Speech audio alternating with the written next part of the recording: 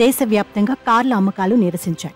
దీంతో ప్రస్తుతం దేశవ్యాప్తంగా డీలర్ల వద్ద 7 లక్షల కార్ల నిల్వలు పేరుకుపోయాయి.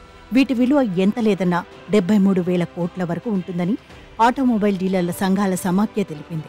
గత నెల ప్రారంభంలో 65 నుంచి 67 రోజుల అమ్మకాలకు సరిపడా నిల్వలు ఉంటే ఇప్పుడు అది 70 నుండి 75 రోజులకు చేరింది. కంపెనీలు ఎడాపెడా ఉత్పత్తి పెంచేయడం, అధిక వడ్డీ రేట్లు ఇందుకు ప్రధాన కారణమంటున్నారు. ఆ దెబ్బకి కార్లు అమ్ముడు కాక డీలర్లకు చావుదెబ్బ పడినట్టు అయిపోయింది. సాధారణంగా డీలర్ల వద్ద కార్ల నిల్వలు నెల రోజులకు సరిపడా ఉంటాయి. ఇప్పుడు అది 70 నుండి 75 రోజులకు పెరిగిపోయింది. దీంతో డీలర్లు ఆర్థికంగా చితికిపోతున్నారు. వర్కింగ్ క్యాపిటల్ అవసరాలు పెరిగిపోయి వడ్డీల భారం పెరిగిపోతోంది. ఈ పరిణామంతో కొంతమంది డీలర్లు దివాలా తీసే ప్రమాదం పొంచి ఉందని ఫాడా ఉన్నతాధికారి ఒకరు చెప్పారు. కార్ల కంపెనీలు రిటైల్ అమ్మకాలకు అనుగుణంగా తమ ఉత్పత్తి వ్యూహం మార్చుకొని సరఫరాలు తగ్గిస్తే ఈ పరిస్థితి నుంచి కొంతవరకు బయటపడవచ్చని డీలర్లు చెబుతున్నారు.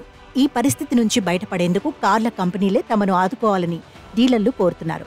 నెల రోజులకు మించి ఉండే నిల్వల నిర్వహణకు అయ్యే వర్కింగ్ క్యాపిటల్ వడ్డీ ఖర్చులైనా కంపెనీలు భరించాలని కోరుతున్నారు.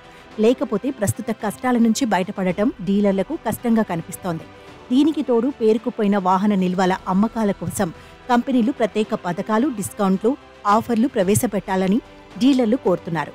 డీలర్లు ఇన్ని కష్టాల్లో ఉన్నా కార్ల కంపెనీల నుంచి పెద్దగా స్పందన లేదు. నిల్వలు పేరుకుపోవడం పెద్దగా ఆందోళన చెందాల్సిన అంశం కాదని భారత ఆటోమొబైల్ తయారీదారుల సంఘం సియామ్ తెలిపింది.